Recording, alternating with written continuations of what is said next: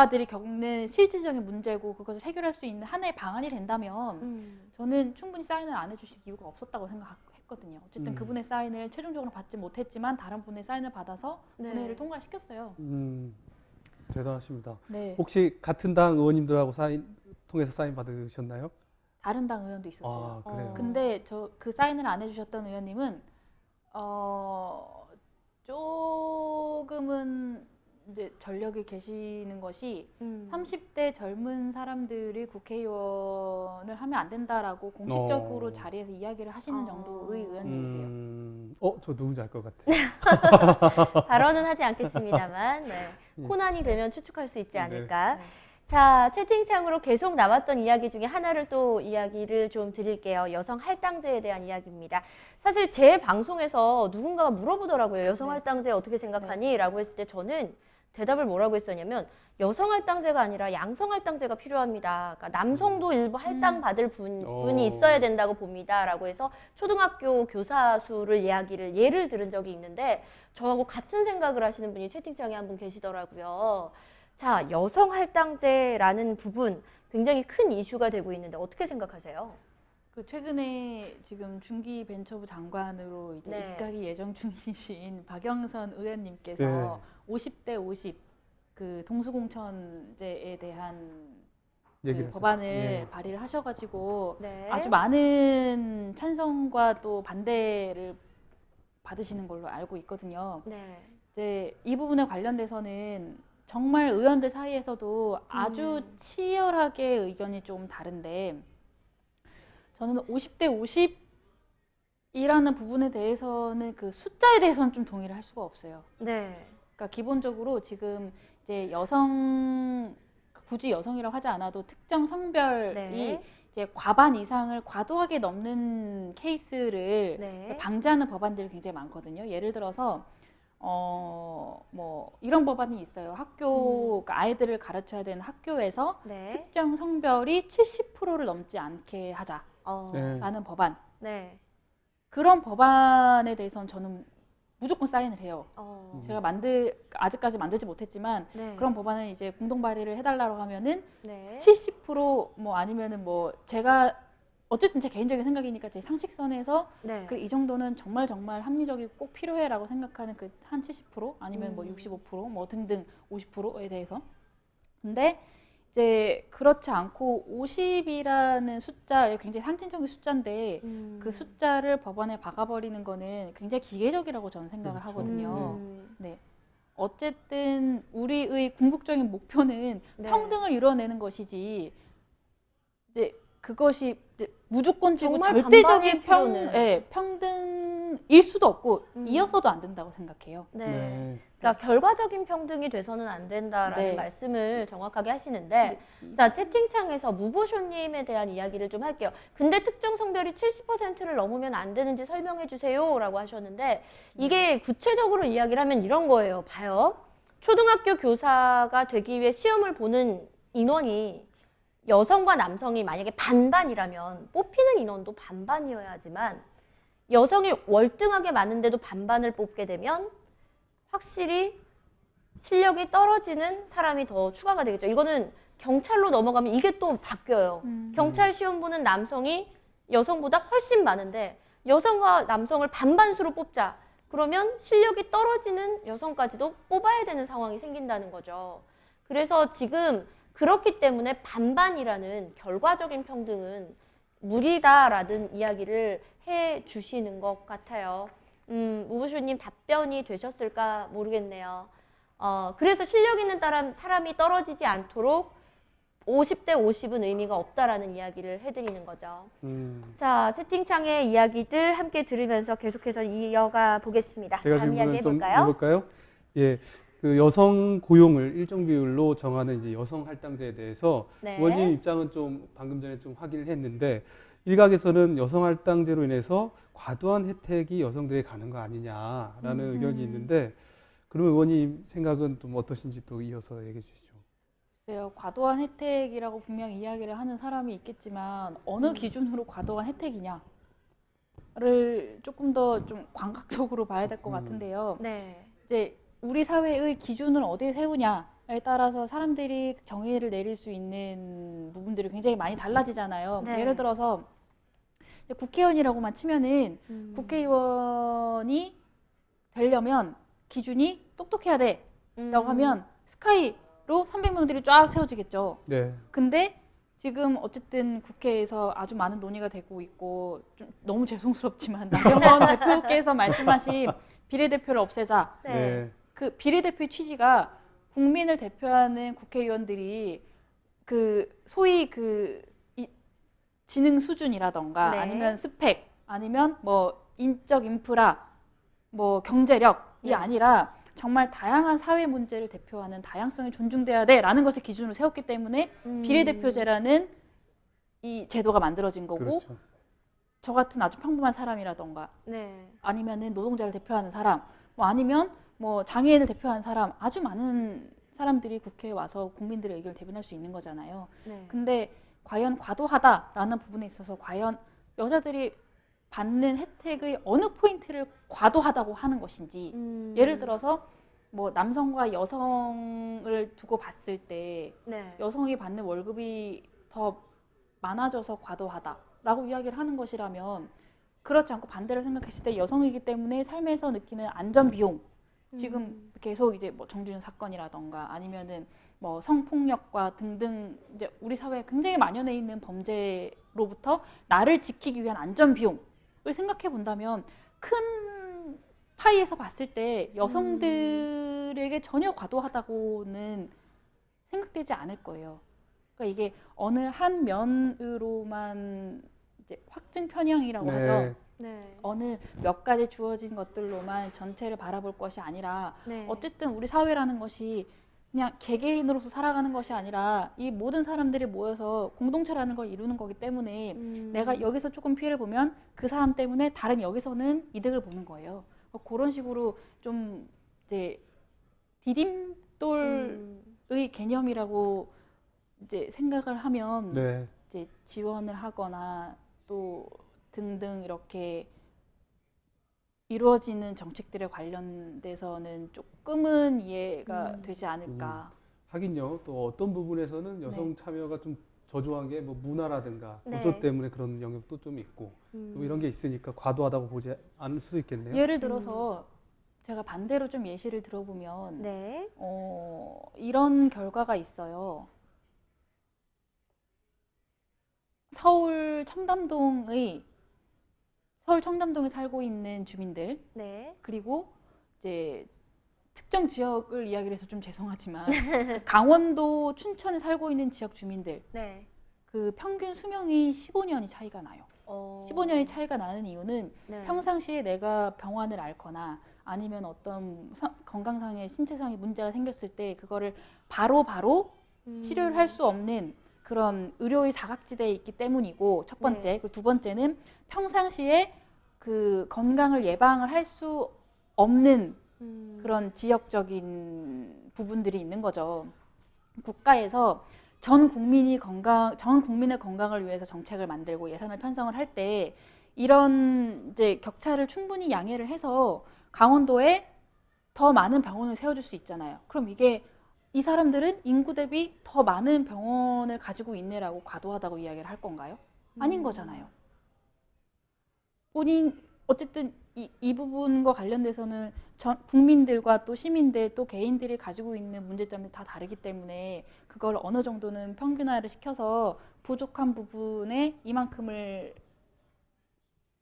주고 또 이 부족한 부분에 또 이만큼을 주고 이렇게 밸런스를 맞춰가면서 정책과 예산이 분배가 되는 것인데 그런 부분들에 관련돼서 어쨌든 이런 이야기가 나오는 것은 어쨌든 정부와 국회가 충분한 설명을 하지 못했던 것이고 네. 그만큼의 일을 하지 않았다는 것이죠.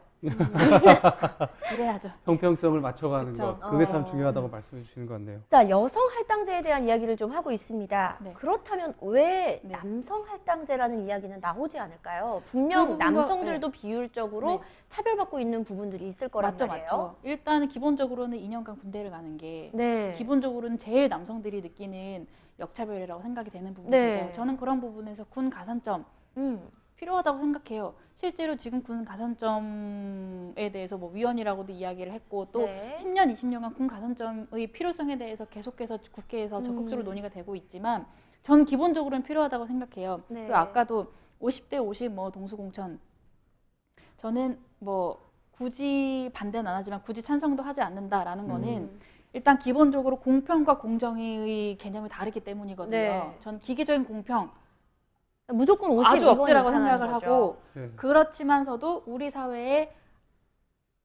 공정, 불공정 여성이기 때문에 느껴야 하는 불공정 네. 남성이기 때 20대 남성이기 때문에 네. 느껴야 하는 불공정에 대해서는 바로 잡아야 된다고 생각을 하는 겁니다. 자, 채팅창에서 군 가산점 이야기가 나오니까 또 군 가산점에 대한 이야기를 하게 되는데 네. 그렇다면 군 가산점에 대해서 찬성하시는 입장인 건가요? 네. 기본적으로는 찬성을 해요. 사실 위헌 판정을 받고 나서 정부가 군 가산점이 아니라 네. 보다 실질적인 네. 혜택을 마련하겠다고 하고 굉장히 많은 시간이 흘렀어요. 그래서 이 부분에 대해서 불만들이 안 쌓이면 오히려 이상하다는 생각이 들거든요. 군 가산점이 근데 제 생각에는 사실 가산점이 모든 군대를 갔다 온 남성에게 다 해당이 되면 이게 대안이 되겠지만 사실은 정말 일부의 시험을 보는 사람에게만 혜택이 될 수 있어서 저는 오히려 군 가산점보다는 군 호봉 인정을 좀 더 강력하게 하는 게 좀 더 많은 남성들이 군대를 갔다 옴으로 인한 혜택을 보는 게 아닐까라는 생각을 했거든요. 그러니까 군 가산점에 대해서도 분명 국가가 잊지 않고 논의해야 될 부분이라고 생각을 해요. 너무 오래 참았잖아, 우리가.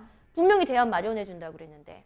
그래서 이 부분에 대해서도 좀 논의가 되면 좋지 않을까라는 생각을 해봅니다. 자, 다음 질문 가볼까요? 네. 그래요. 좋습니다. 지금 얘기 계속 해주셨는데 네. 확실히 뭐 이런 얘기가 오고 가면 남녀 혐오 감정도 올라올 수도 있고 또 온라인에서 남녀 혐오 갈등도 심해지는 것 같아요. 의원님 보시기에는 남녀 혐오 이런 게 원인이 좀 어디 있다고 보세요?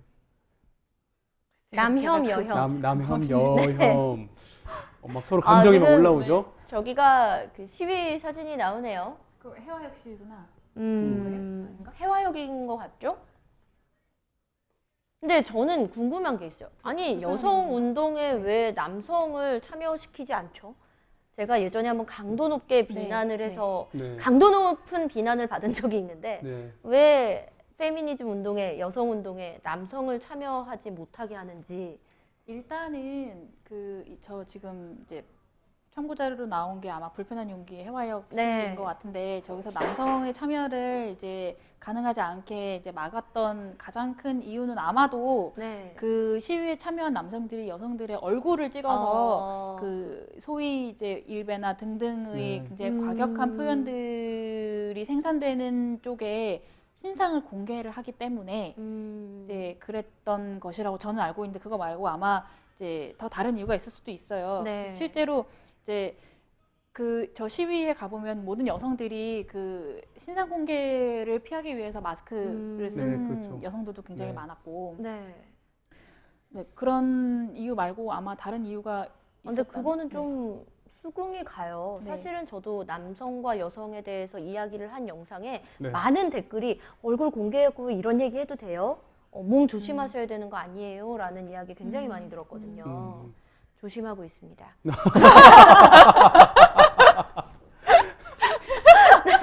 자, 여혐, 남혐에 대해서 이야기를 좀 해볼게요. 어떻게 생각하세요? 남혐, 여혐에 대해서 제가 정확한 원인 분석을 할 수 있었다면 여기 말고 사회 역학 심리학자가 돼야 되겠죠. 어쨌든 이제 뭐 근본적인 원인이야 좀 이게 타고 거슬러서 가겠지만 어쨌든 저는 지금 그 20대 남성들이 이제까지와의 남성들과는 다르게 오히려 이제 지금까지의 이제 사회 문제들에 관련돼서 그러니까 그 상대적으로 그 낮춰져 있었던 여성의 인권을 올리는 과정에서의 이미 마련된 제도 장치들에 있어서 역차별을 받는 최초의 구간 맞아요.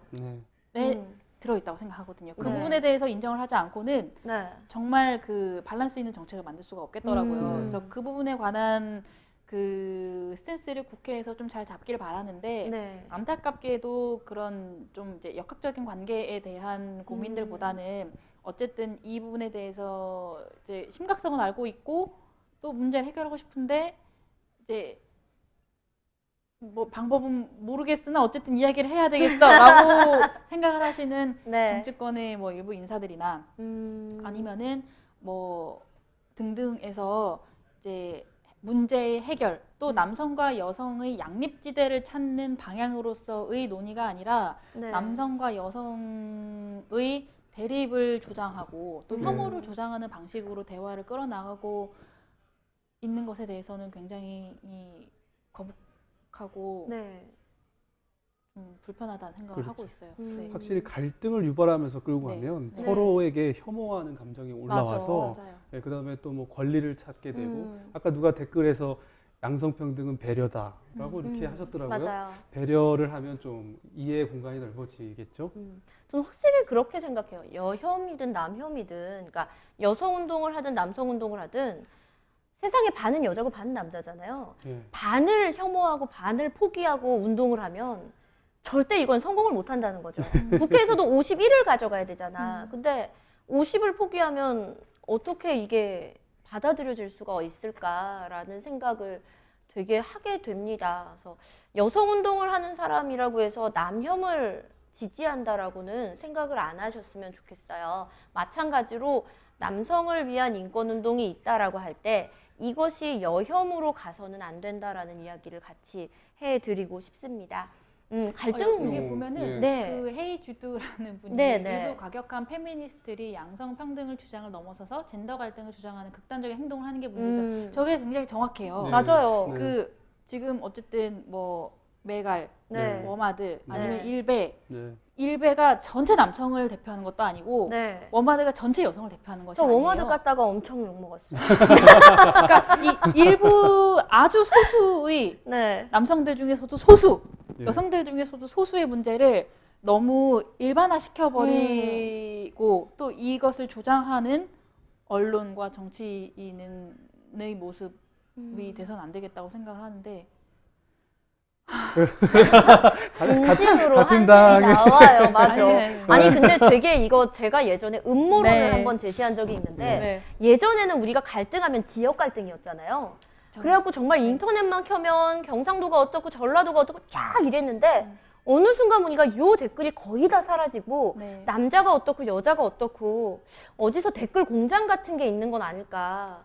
왜냐하면 제 주변을 보면 남혐 여혐 하는 사람이 없어요 거의. 그러니까 다들 여자들은 시집 가고 싶다고 하고 남자 사귀고 싶다고 하고 남자들에게도 남녀평등 얘기하면 야, 소개팅이나 시켜줘 여자 만나고 싶어라고 하는 사람들이 굉장히 많은데 대체 이 남혐 부대와 여혐 부대는 어디에서 이렇게 많은 댓글을 생산해내고 있는가 그리고 이 갈등을 토대로 해서 그들이 이루고자 하는 건 뭘까라는 생각을 그냥 남자 여자를 되게 이렇게 옆에서 바라보는 시선에서 이거 음모론 아니냐 음모다라고 주장을 했다가 또 욕을 네. 많이 먹었죠. 자, 계속해서 여러분의 채팅창에 대한 이야기 그리고 저희가 미리 준비한 질문 함께 하고 있습니다.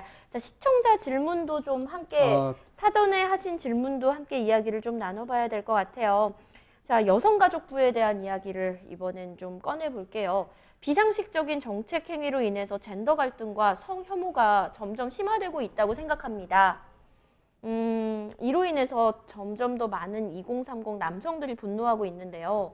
여성 임원 할당제, 성평등 방송 가이드라인, 초중고 성평등 교육 사례집 등 여성가족부의 행보에 대해서 어떻게 생각하시나요?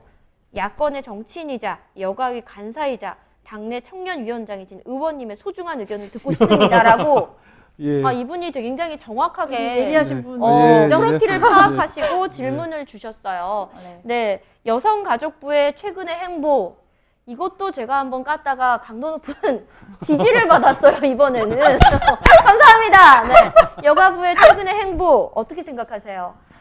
최근의 행보뿐만이 아니라 사실 여가위에서 이제까지 근 한 10년, 15년간 네, 대표 정책으로 나왔던 것 중에 사실 이제 국민의 지지를 받았던 것들이 별로 없죠. 그 셧다운제부터 시작해서 네. 여러 가지 흑역사들이 있잖아요. 그러니까 네. 다만 이제 최근의 여가위의 행보라고 이야기를 하면 네. 조금 이제 어폐가 있는 것이 최근의 사회적인 이슈가 어쨌든 젠더 이슈로 떠올랐기 때문에 여가위가 이 젠더 이슈를 극복할 수 있는 여러 가지 정책적인 대안들을 좀 시도를 해보고 있다는 부분에 대해서는 저는 그 부분에서는 굉장히 환영할 만하다고 생각해요. 근데 그 방식이 네. 셧다운제처럼 네. 전혀 그 어떤 실질적인 효용성도 없을 뿐만 아니라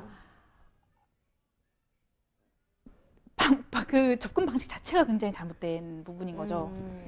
여가부의 접근 방식은 잘못됐다. 네, 일단 방향은 굉장히 옳다고 생각해요. 네. 어쨌든 이전과 다르게 그 여성들이 느껴야 하는 상대적인 불평등과 불공정에 대해서 네. 목소리를 내는 분들이 많아졌고 그것에 어쨌든 국회와 정부가 이제 반응을 하는 것이니까 저는 이런 움직임 시대의 흐름에 적극적으로 대응하는 정부 네. 부처의 움직임은 아주 바람직하다고 봅니다. 그렇지만 이제 정말 그 15년 전에 셧다운제랑 똑같은 실수를 범하고 있는 것이거든요.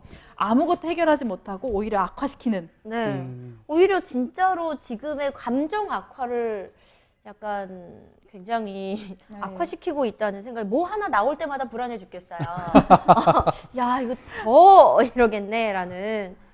자, 채팅창에서 방탄상해님, 그런데 위안부 할머니들 여가부에서 왜 안 도와주냐? 사실 여가부에서 위안부에 대해서 편성된 예산을 전혀 쓰지 않았다라는 이야기가 있거든요.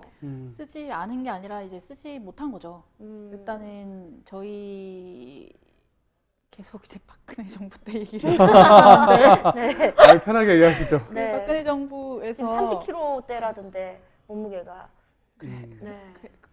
네? 그렇게나 작게 네, 나오신다고요? 그래서 깜짝 놀랐어요. 제가 50kg인데. 어쨌든 100억을 받고 위안부 문제를 합의를 했던 거 아니에요. 네. 근데 그 100억으로 저희가 치유재단을 설립을 했어요. 그때 당시에. 근데 어쨌든 이것은 돌려줘야 되는 돈이니까 네. 집행을 하지 않은 거죠.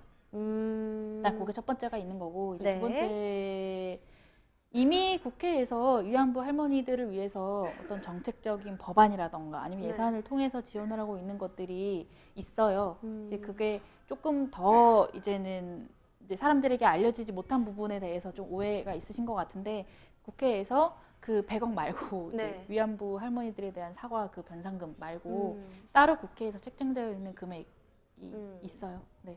근데 과연 국회 차원에서 위안부 할머니가 원하는 게 책정된 금액일지 아니면 정책적인 차원에서 국가적인 차원에서의 행동일지는 조금 생각해 봐야 되지 않을까 책정된 싶네요. 금액일 수가 없죠. 지금 남아 계신 위안부 할머니들께서 얼마 되시지 않고 사실 위안부 할머니라고 이야기를 하면 이제 안 된다고 하더라고요. 보통 우리가 이제 열사나 뭐 등등으로 이제 특정 이제 명칭을 쓰잖아요. 네, 근데 이제 위안부 할머니라고 부르는 것은 그 위안부의 활동을 겪고 또 한국으로 돌아오셔서 거기에 대한 그 일본의 만행을 알려서 국가의 역사를 바로잡으려고 노력을 하셨던 분들에 대한 이제 명예로운 호칭이 아니다.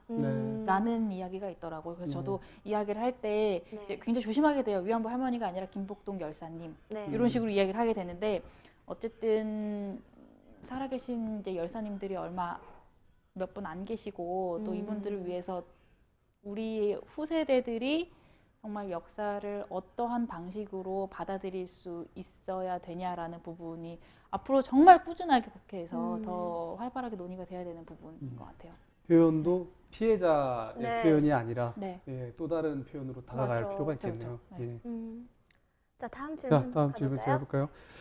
최근에 그 여성가족부에서요, 2019년 중점 추진 과제로 여성 임원 비율을 높이자. 그래서 공적연금 여성 비율을 높인 기업에게 공적연금을 투자하겠다. 그런 내용을 담은 발표를 했습니다.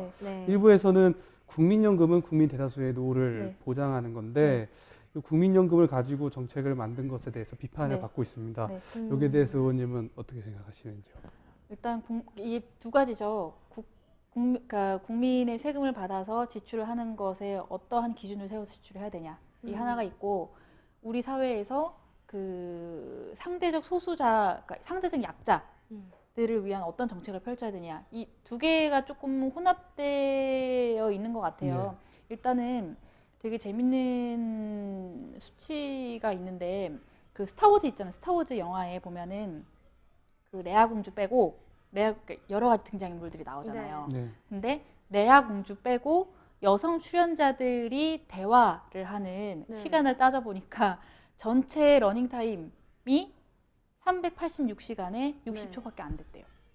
그런 되게 믿기 힘든 정말 60초밖에 되지 않아? 라고 뭐 그걸 제가 다 세볼 수는 없으니까 그런 수치를 봤어요.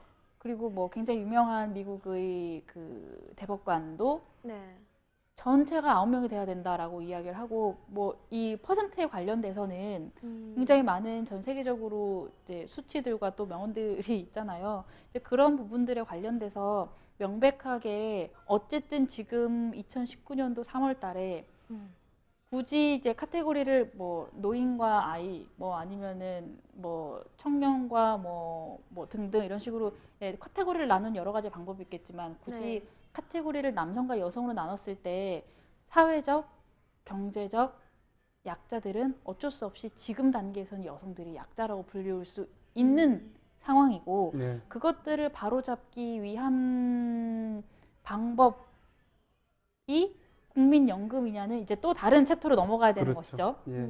근데 이 챕터로 넘어가기 전에 아까도 그 강원도에 사시는 분과 청담동에 사시는 분의 평균 수명이 다르다라는 이제 사례를 굳이 드렸지만 우리 사회가 어떤 개인의 문제를 개인의 문제로 보지 않고 그 개인이 내가 원하지 않은 그 삶의 무게들에 대해서 국가가 책임져야 된다라는 것이 국가의 역할이라고 본다면 저는 이제 개인이 본인이 원하지 않아서 가지게 되는 사회 구조적인 불행들에 대해서 일정 부분 국가가 책임져야 된다고 봐요. 그리고 그 책임지는 값으로 세금을 받아가는 것이고 그런 측면에서 이 두 번째 챕터로 넘어가면 국가가 국민의 세금을 받는 이유 사회 구조적으로 내가 원하지 않는 불행 국가가 충분히 해결할 수 있는 이 구조적인 부분에 대한 값 이 세금을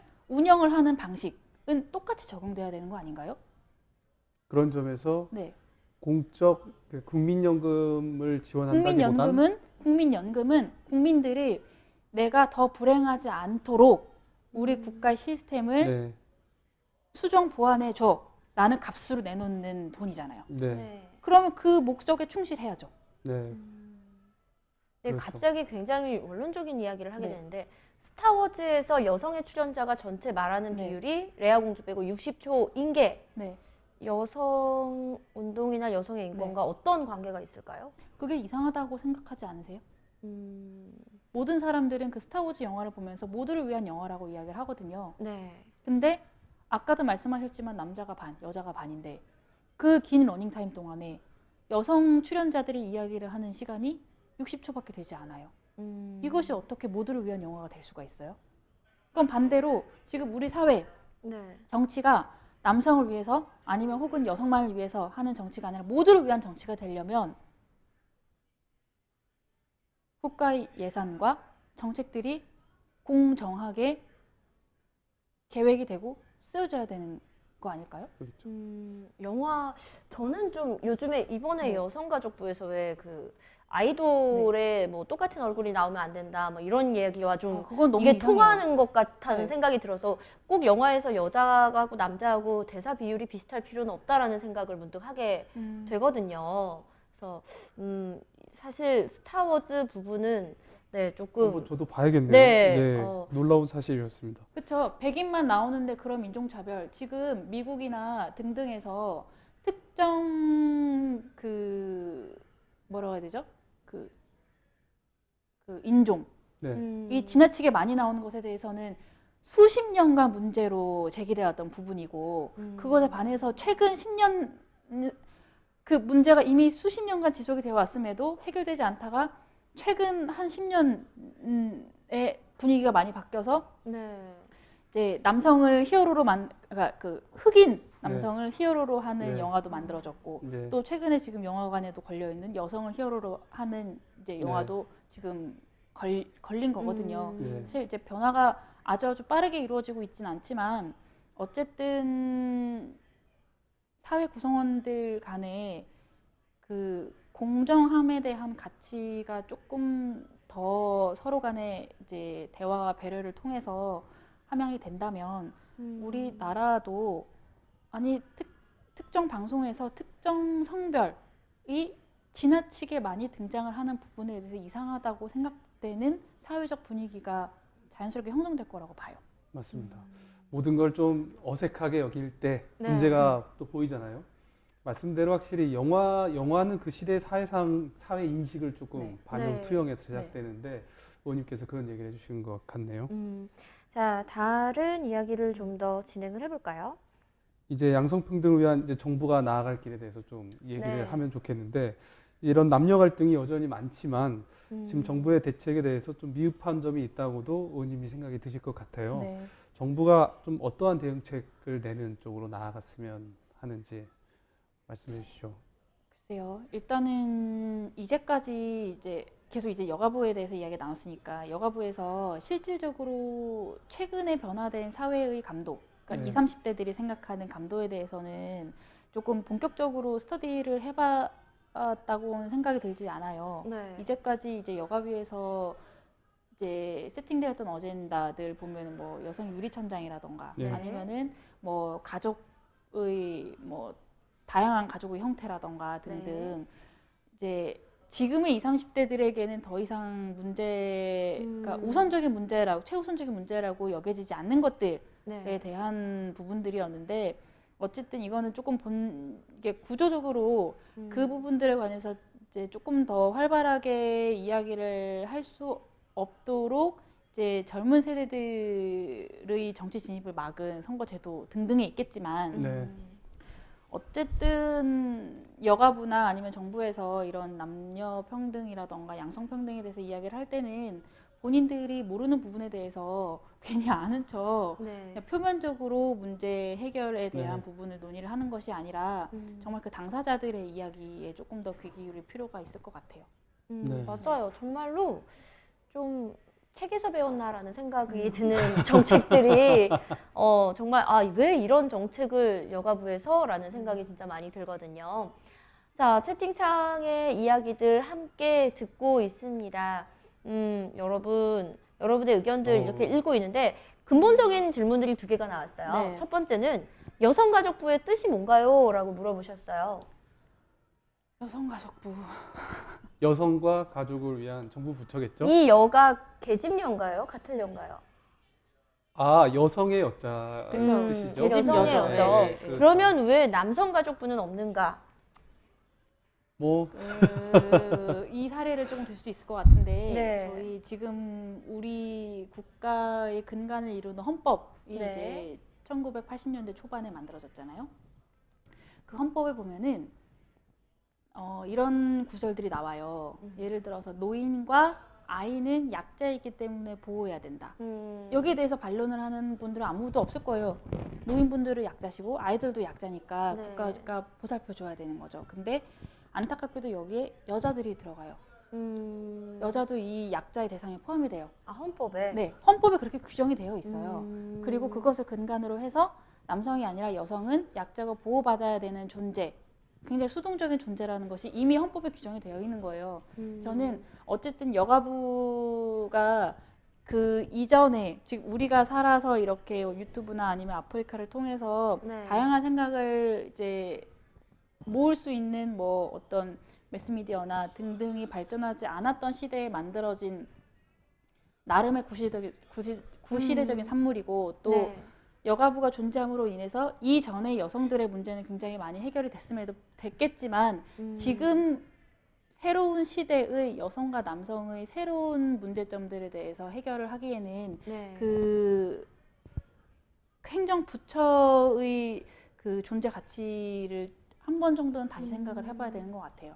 어쨌든 여성이 말씀하셨던 대로 이제 어쨌든 절대적인 약자는 아니 상대적인 약자지만 절대적인 약자는 아닌 시점을 도달했고 네. 그럼에도 불구하고 여성들은 아직까지는 사회, 경제, 정치적으로 상대적인 약자죠. 그거는 부인하는 사람이 아무도 없을 거예요. 지금 어쨌든 국회 300명 국회의원 중에 네. 여성의 국회의원이 17%밖에 되지 않는 시점에선 그렇기 때문에 여성가족부의 근본적인 역할에 대해서는 아마 부처가 더 열심히 고민을 하고 머리를 싸매고 고민을 하고 있겠지만 아마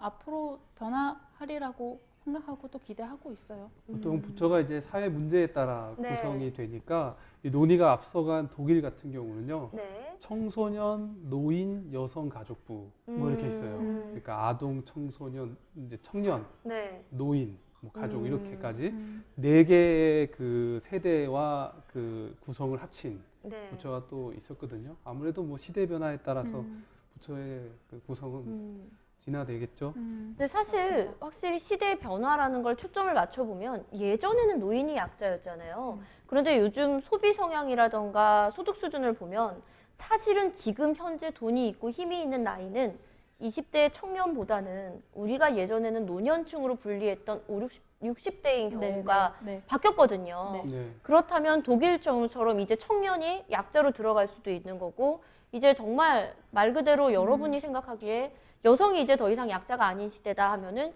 여성이 약자의 카테고리에서 빠질 수도 있겠지만 그러기 위해서 만들어가는 지금 과정이 아닐까라는 생각을 그렇죠. 해봐요. 네.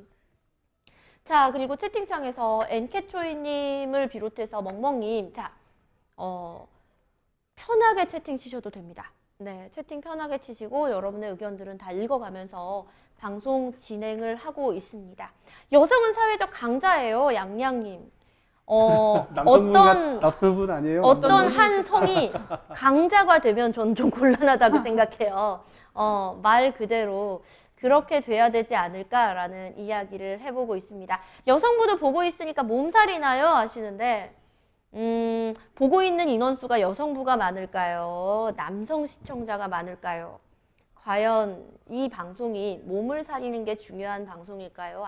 아니면 여러분의 이야기를 실시간으로 들으면서 같이 이야기를 나누는 게 중요한 방송일까요? 다시 한번 고민을 하시면 어떨까라는 생각을 합니다. 그렇죠, 여러분. 댓글 달리는데 네. 사회적 약자는 남자입니다. 이렇게 댓글 달리잖아요. 네. 제가 남자로서 한번 얘기해 볼까요? 네, 들어볼게요. 예. 그러니까 아까 의원님이 그 댓글 정확히 딱 집어준 거 있잖아요. 네. 그 이제 좀 더 권리 주장을 강하게 하다 보니까 사회적 갈등이 이제 야기된다고 했잖아요. 그것이 마치 그 사회를 대표하진 않지만 그런 요구들을 지켜보는 남자들이 딱 봤을 때는 네. 아, 우리는 진짜 그 할 말이 별로 없는데 그렇게 또 우리를 대신해서 권리 주장해 주는 사람은 없는데 여자가 사회적 강자가 되어가는 건 아닌가. 그럼으로 인해서 사회 제도가 그렇게 또 맞춰가는 건 아닌가라고 이제 그 위기의식을 느끼는 남성분들이 있기는 있어요. 있죠. 제 주변에 이렇게 들어보면 네. 좀 그런 편이에요. 그런데 그래도 공감하는 건 사회 전체적으로 네. 그래도 여성이 이제 전체적으로 약자로서 보여지는 게 많으니까 받아들이자. 근데 좀 과도하게 주장하는 분들이 이제 나타나면 박탈감을 이제 남성분들은 느끼는 거죠. 그게 오히려 양성평등을 방해하는 요인 중에 하나인 것 같아요. 과도한 주장들, 지나친 남혐 이런 이야기들. 자, 채팅창에서 멍멍님, 사회 흐름도 달라지고 인식도 달라지고 있어요. 그렇게 해서 달라지는 원인이 뭘까요? 그냥 가만히 있었는데 달라지진 않았잖아요. 그래서 지금이 그런 의미가 아닐까 싶어요. 그리고 제 개인적인 이야기를 좀 하자면 아까 군대에 대한 이야기 굉장히 많이 나오거든요. 그리고 남자 대학교는 왜 없어요? 라는 이야기. 이 부분은 어떻게 생각하세요? 여성은 지금 군대를 안 가고 있는 네. 부분, 그리고 남자 대학교는 없다.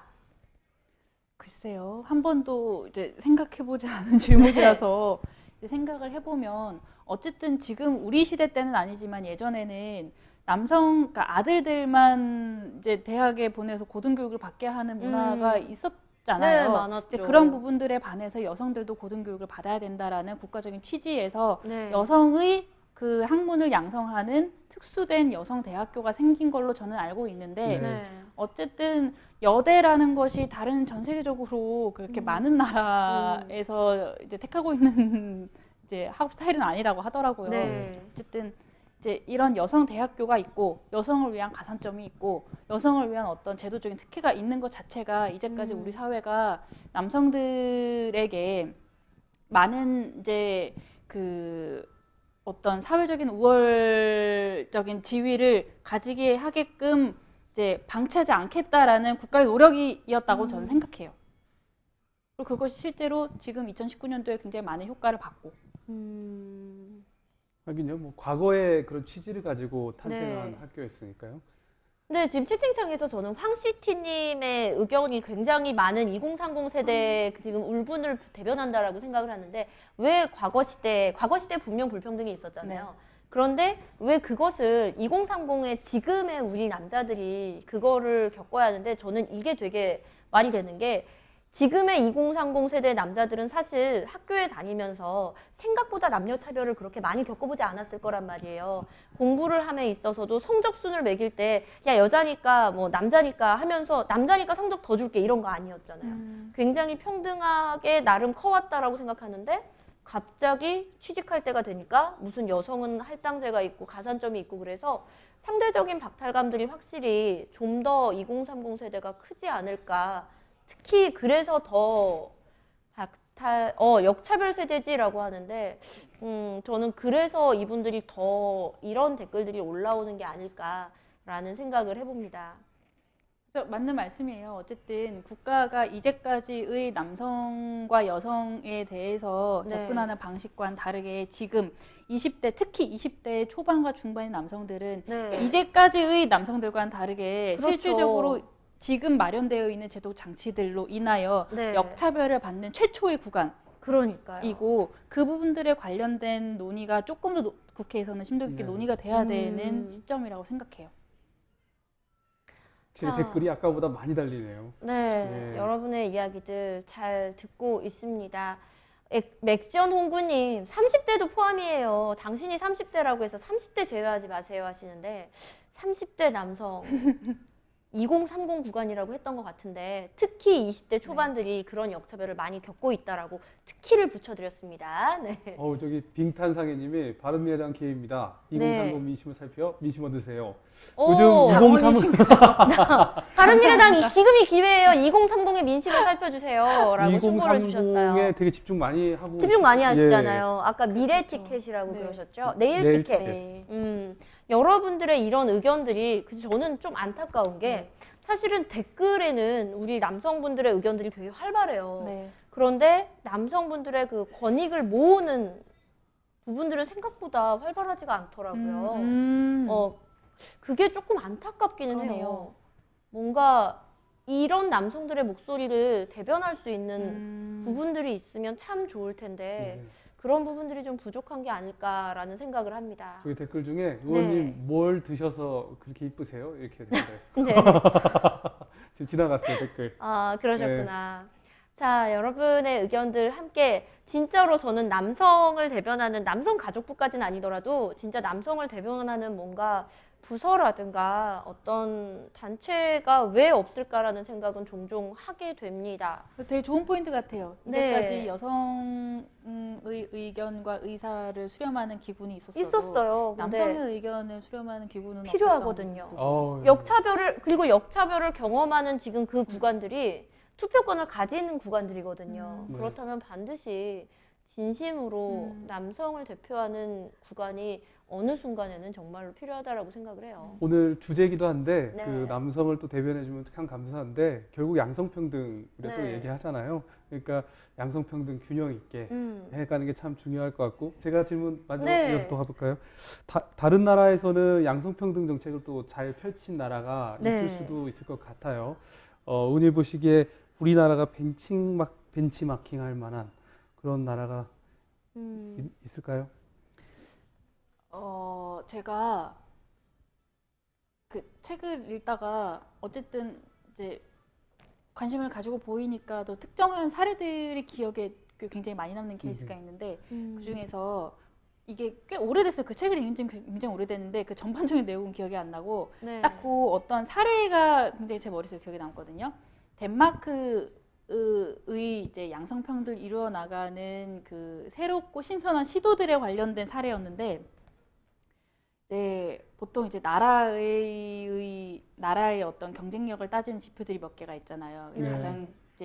가장 대표적으로는 이제 GDP 같은 게 있는 거고. 네. 근데 덴마크에서 몇 년 동안 그 GDP 산정하는 기준을 바꾸려고 굉장히 노력을 많이 하고 있대요. 근데 GDP를 산정하는 기준은 어떤 국가마다 이제 다른 기준을 따지는 게 아니라 그 국제기구가 따로 있기 때문에 그걸 특정 나라가 바꿀 수가 없거든요. 근데 덴마크가 그 국제기구, 이제 GDP를 산정하는 국제기구에게 이 부분에 관련돼서 산정 수치를 바꿔달라고 계속적으로 이제 푸시를 하는데, 그 포인트가 어디냐면은, 이거 되게 신선했는데, 이제 우리나라에 어쨌든 저출산이 굉장히 많은 이제 문제가 되고 있잖아요. 근데 덴마크 이 부분과도 조금 일맥상통하는데요.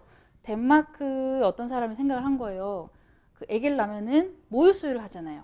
근데 모유를 먹이거나 아니면 분유를 먹인단 말이에요. 근데 모유를 먹일 때는 당연히 엄마 몸에서 나오는 거니까 이제 이렇게 얘기를 하면 되지만 이제 공짜인 건데, 아이가 분유를 먹을 때에는 어떤 특정한 기업에서 생산되고 그것을 우리가 재화로서 돈 주고 사왔으니까 GDP 산정이 되는 거예요. 똑같이 아이에게 먹히는데도 그 음식이. 그래서 덴마크가 그 국제기구에게 GDP 산정 기준에서 모유도 분유와 같은 경제적 가치로 환산을 해서 넣어주라.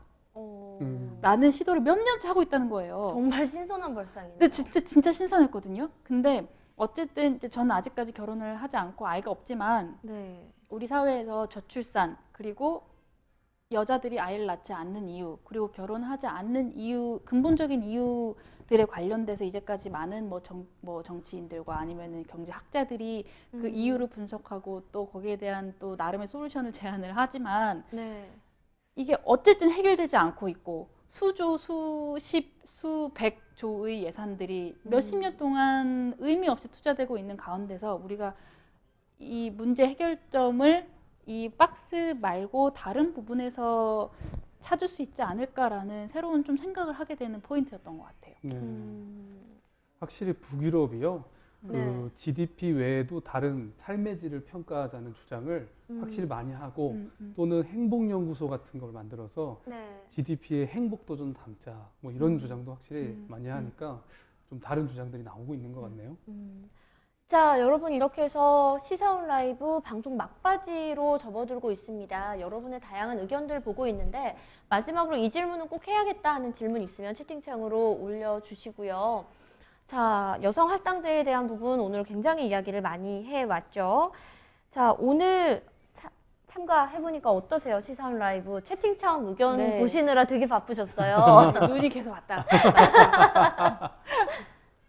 어떠셨어요? 재밌었어요. 되게 재밌고, 어쨌든 또 이런 되게 민감하기도 하고 또 예민하기도 한 주제에 대해서 어쨌든 본인들의 생각을 채팅방에 이제 올려주신 부분에 대해서 굉장히 이제 감명을 많이 받고, 제가 생각하지 못했던 포인트에 대해서 많이 공부하고 가는 것 같아요. 자, 세금에 대한 이야기했고, 남성의 권리에 대해 얘기해 주세요라고 하셨는데, 확실히 진짜 남성들이 이야기하고 보호받을 창구가 좀 필요하지 않나라는 이야기도 들었고요. 유튜브 페미 영상이 유튜브 페미 영상. 오늘 MC가 저라서 저에 대한 이야기가 좀 많이 올라왔는데, 저에 대한 제가 페미에 대해서 이야기한 영상은 시간대별로 굉장히 다양한 의식의 변화들이 있거든요. 되도록이면 많은 좀 영상을 여러 개를 보셨으면 하는 바람이 있습니다. 제 눈에 들어온 댓글이 있어요. 다음 총선에는 비례가 아니고 직접 나서실 건가요? 그래요. 네, 생각해 보겠습니다. 앞으로의 계획이 있다면요? 저는 사실은 이제 국회의원이라는 직업을 가지게 되리라고는 전혀 생각을 하지 못했던 사람이어서, 그리고 앞으로도 제 인생이 어떻게 될지 모르겠어요. 그래서 하루하루 진짜 최선을 다해서 살고 긴 인생은 되는 대로 살아야 되겠다. 이런 생각 가지고 살고 있습니다. 다음 총선에는 지역구 맡으세요 라고 하신 분도 계셨고요. 청소년 일자리가 너무 수도권에 몰려 있어요. 청소년을 위한 정책도 있었으면 좋겠습니다. 청년을 위한 정책이 있었으면 좋겠습니다 라고 하셨고, 자, 채팅창에서 소화제 필요합니다라는 이야기도 되게 많아요. 근데 사실은 여러분 아시겠지만 남녀 평등이라던가 양성 평등이라던가 여성 할당, 남성 할당 이런 문제는 사실 이 시사원 라이브 2시간 동안 사이다가 나올 거라는 건 사실 욕심이잖아요. 어떻게 보면 답답하더라도 한 걸음씩 나아가는 이런 소통이 계속 있어야 조금 사이다에 가까운 결론을 얻을 수 있지 않을까라는 생각을 해봅니다. 저희가 프로그램 준비하면서 생각 안 했겠어요? 오늘 이 자리에서 우리가 양성평등 문제를 확실하게 해결하겠어. 이런 욕심으로 가진 거 아니잖아요. 예, 그렇죠. 양성평등 그거 가지고 뭐 감론박 토론보다는 네. 좀 해법을 찾아보자. 네. 그리고 좀 라이브로 이제 시사에 대한 얘기도 좀 해보자. 뭐 네. 그런 취지가 있었죠. 그리고 정말 네. 여러분들한테 진짜 사이다 아니면 콜라라도 드리고 싶은데 초이님, 하지만 이야기를 많이 들을 수 있는 창구가 열려야 좀 더 많은 사람들의 이야기를 듣지 않을까라는 생각을 해봅니다. 자, 이제 프로그램 마무리를 할 때가 왔어요. 마지막 이야기를 좀 들어볼까요? 오늘 이 이야기 안 네. 하고 가면 나 집에 가서 잠 안 올 것 같아. 이런 이야기들. 맞아요. 의원님 그리고 청년 네. 관련 활동도 진짜 많이 하시고요. 관련 법안에도 노력을 하시니까 네. 그런 얘기 다 생각보다 어떤 얘기 아프리카의 해주세요. 청년들이 되게 관심 많죠. 이 시간대에 네. 뭐 7시부터 9시까지면 사실 굉장히 황금 시간대예요. 진짜 바쁜 시간인데도 네. 불구하고 이 시간에 또 이렇게 함께 해주시는 분들이 많다는 부분에 대해서는 진짜 감동을 했고, 또 이만큼 가지고 있는 이제 자리에 대한 무게감을 엄청나게 느끼고 가는 시간이었던 것 같아요. 네. 어쨌든 이번 기회가 아니더라도 또 다른 기회를 통해서 자주 제가 가지고 있는 생각, 또 남성과 여성들이 가지고 있는 생각에 대해서 조금 더 이제 많은 가능성을 가지고 대화를 할 수 있는 시간과 자리가 마련됐으면 좋겠어요. 네, 고맙습니다. 자, 여러분은요, 정말 시사에 대한 이야기들 라이브로 소통하는 시간, 시사온 라이브 함께 하셨고요. 오늘 바른미래당 원내대변인 김수민 의원님과 함께 2시간 하셨습니다. 자, 격주로 수요일마다 하고 있고요. 호크장님께서, 왜 밤이당 의원 연달아 출연시키나요? 아프리카 밤이당인가요? 하셨는데, 절대 그렇지 않고요. 그렇게 됐네요. 그러고 네, 보니까. 정말 본의 아니게 두 번의 게스트가 두 분 다 여성에다가 그러네요. 네, 당이 치우쳐서 이 부분은 저희가 3번째 게스트를 준비할 때 정말로 여러분의 의견 참고를 하겠습니다. 절대 의도된 바가 아님을. 네, 그러니까 그 시점에 있어서 이 이슈를 가장 잘 풀어줄 맞는 의원은 누군가를 고민하면서 섭외를 하다 보니까 섭외를 하게 됐음을 말씀을 드립니다. 허경영님을요. 네, 고민 한번 해볼게요. 오시면 정말 많은 얘기를 하시겠네요. 허경영 선생님 오시면. 자, 이제 마무리할까요? 네. 오늘 김수민 의원님 여기서 뵈니까 네. 기분이 색달랐습니다. 네. 저희 이제 국회에서 마주치거나 아니면 방송 토론에서 네. 같이 이제 토론을 하고 막 그랬었는데, 오늘은 이제 격렬하게 싸우지 않고 서로 사이좋게 대화 나눌 수 있는 오늘 되게 시간이었어요. 싸우고 싶어 하지 않으셨어요? 아닙니다. 뭐 워낙 평상시에 다른 토론회에서 뭐 네. 싸우기도 많이 하고 네. 그래가지고 오늘은 화기애애하게. 그러니까요. 네. 오늘 너무 화기애애해요. 저는 너무 좋았어요. 오늘 의원님 얘기를 네. 집중해서 들을 수 있는 시간이었고, 그다음에 의원님에 대한 의정 활동도 궁금한 게 많았거든요. 그런 얘기를 좀 해주셔서 좋았고, 의원님 가시기 전에 그래도 20대 국회 들어서 법안 발의하신 것도 좀 많이 있을 텐데 저희가 9시에 끝나죠? 네. 남는 시간대 좀 얘기 더 해주셔도. 저희는 끝나는 시간 안 정해져 있어요. 그렇습니까? 네. 네, 말씀해 주시죠. 그렇습니다. 네, 그래서 계속 이어가 보세요. 오늘 의원님과 이어가셔도 됩니다. 또 다른 얘기를 또 아프리카 TV에서 얘기할 수 있어서 너무 좋았고요. 또 의원님의 의정 활동은 저도 관심 있게 많이 보고 있는데 네. 오늘 여기서 양성평등하고 또 다른 이야기들을 많이 나눌 수 있어서 너무 좋았습니다. 네. 자, 오늘 사실은 북미 협상 결렬과 함께 미세먼지 그리고 양성평등에 대한 이야기를 했는데, 아무래도 양성평등에 대한 이야기에 좀 더 집중을 맞춘 시간이 아니었나 싶어요. 오늘 이 자리 함께 해주셔서 감사드리고요. 만약 내가 한 번 더 이 자리에 오겠다면은 나누고 싶은 주제가 있으세요? 양성평등에 대해서 한 번 더 나누시죠. 한 번 더. 네. 네, 저희가 너무 밤이당만 하는 네. 거 아니냐라는 의견 때문에 잠시 걸렀다가 반드시 네. 채팅창에서 홍구님, 여성가족위원회 위원이셨구나. 그래서 오늘 이 자리에 모셨거든요. 그래서 채팅창에서 이준성님 초대 여부 좀요. 정말 검토를 해보겠습니다. 진지하게 검토를 하고요. 여러분의 채팅은 혹시나 제가 진행을 하느라 놓친 부분이 있으면 한 번 더 검토를 해서 여러분들의 이야기 다시 한 번 더 새겨 듣도록 하겠습니다. 자, 이제 마무리를 좀 해볼게요.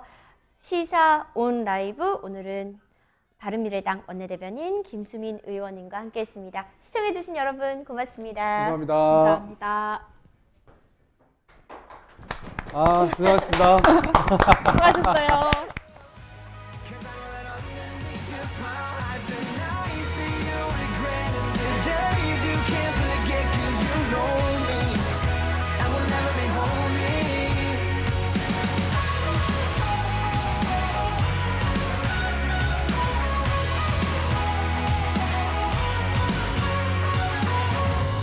It's a sickness I can't seem to shake till I wake up alone and ashamed. Or a tie that I'm too scared to break in case I'm drunk and I need you again. I was never the one, I was always just easy, and you were lonely enough to follow through. But maybe when you're alone and you look in the mirror, well, you can feel as low as I do. Just a mess, these demons follow you home. It's easy to bury the guilt on your own. Now your fears will finally swallow you whole. But I wasn't honest, and you never wanted to admit that. I was a liar. I'll never be holy in your eyes, but you'll never be either. Cause I know that underneath your smile hides an